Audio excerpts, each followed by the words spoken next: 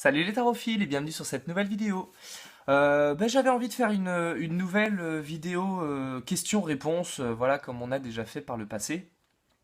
Mais cette fois-ci avec les cartes de Clos qui sont des cartes que j'ai déjà présentées, j'en ai déjà parlé, j'ai déjà fait une vidéo de présentation du sens également des cartes.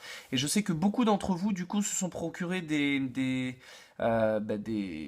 versions de ce jeu-là, soit des versions chinoises, des versions japonaises, des versions aux mêmes couleurs ou des versions un peu différentes. Voilà, j'ai un peu relancé l'économie des cartes de Clos en faisant quelques vidéos dessus, ce qui me fait grand plaisir parce que c'est l'un de mes jeux préférés, c'est avec lui que j'ai un peu commencé, donc j'ai beaucoup d'affection pour lui. Et je me suis dit que j'allais poser voilà, une question et y répondre pour mon amie Carole qui s'interroge par rapport à la relation qu'elle entretient avec son fils et qui est un petit peu tendue. Et donc voilà, Carole me demande est-ce que la relation avec mon fils va s'arranger, va s'améliorer. En gros, on a un peu une perte de contact suite à quelques divergences. Voilà, on va dire que la bru de Carole n'était pas trop des plus conciliantes.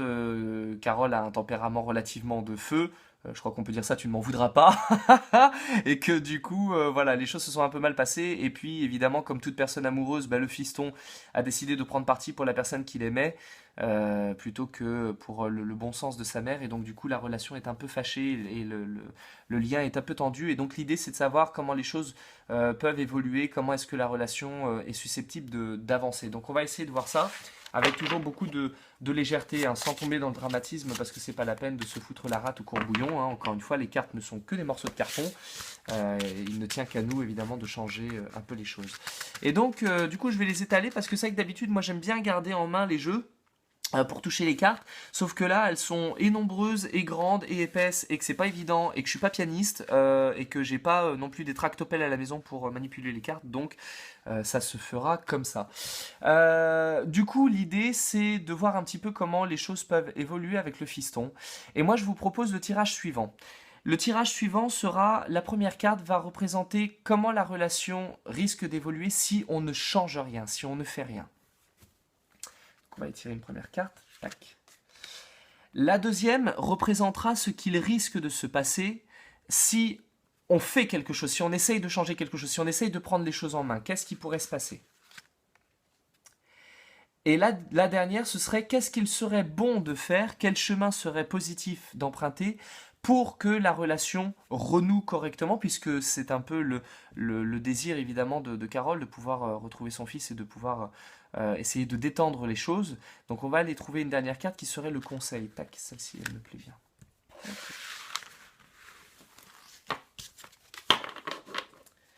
Tagazou. Hop. Alors on va essayer de centrer ça à peu près, histoire que ça soit correctement mis. Voilà. Merveilleux. Alors, la première carte, The Mist, c'est la carte du brouillard.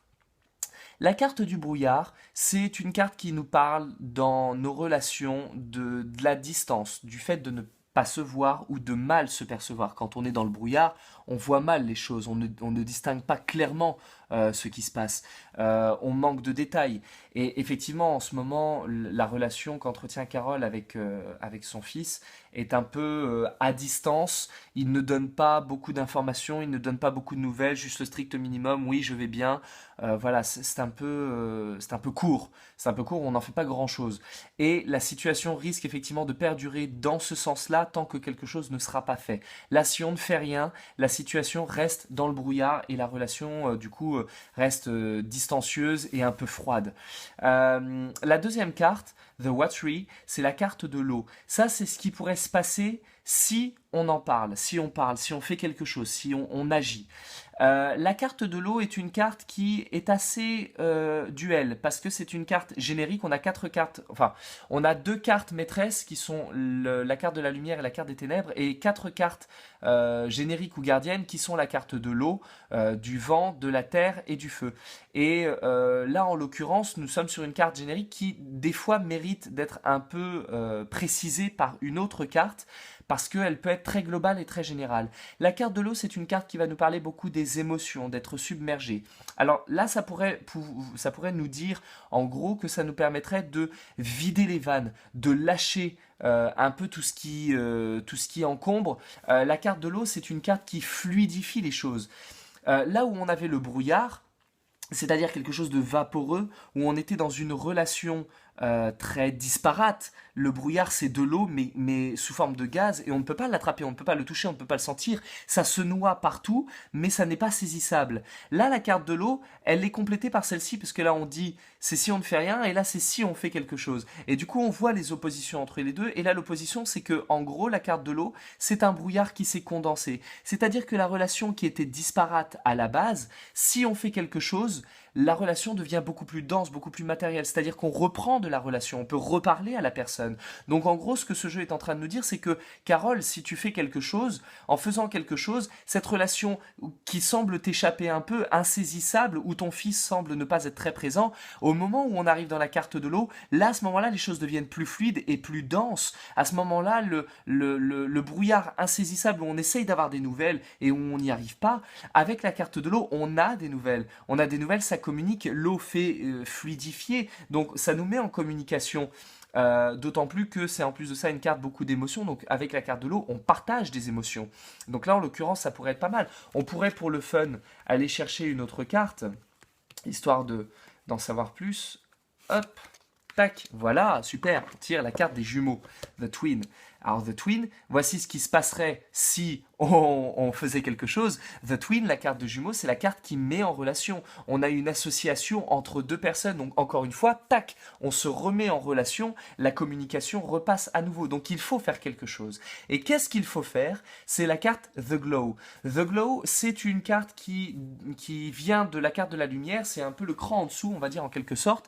Et The Glow, alors, elle est très bien parce qu'elle s'oppose complètement à celle-ci. The Mist, c'est la carte du brouillard où on ne voit pas clair, on est dans le flou.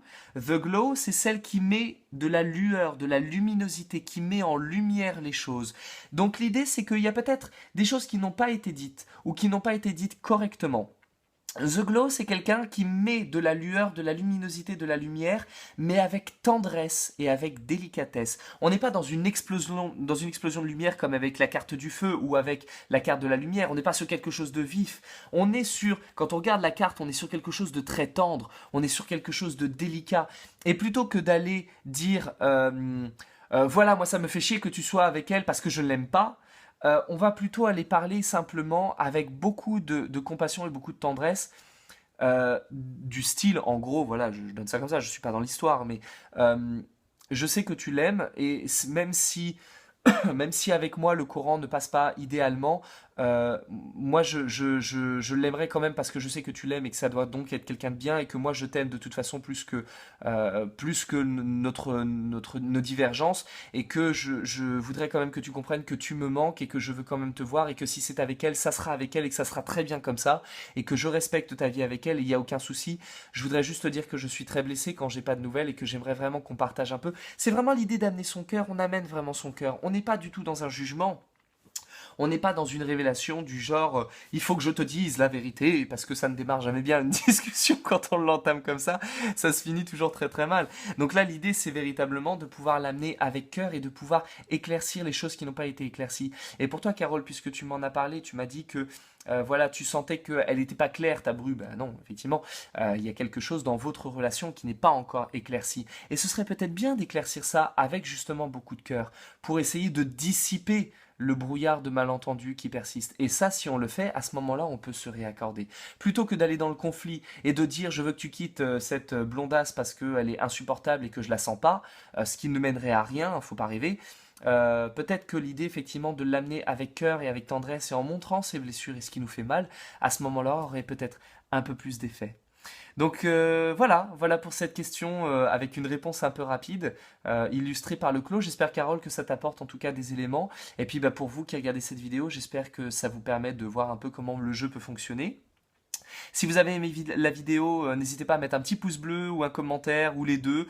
Et puis à vous abonner, évidemment, c'est très important. Les abonnés permettent de faire des vidéos en plus. Donc voilà, n'hésitez pas. Et puis je vous retrouve en tout cas pour une vidéo, pour d'autres vidéos très prochainement. Et en attendant, d'ici là, comme d'habitude, prenez soin de vous.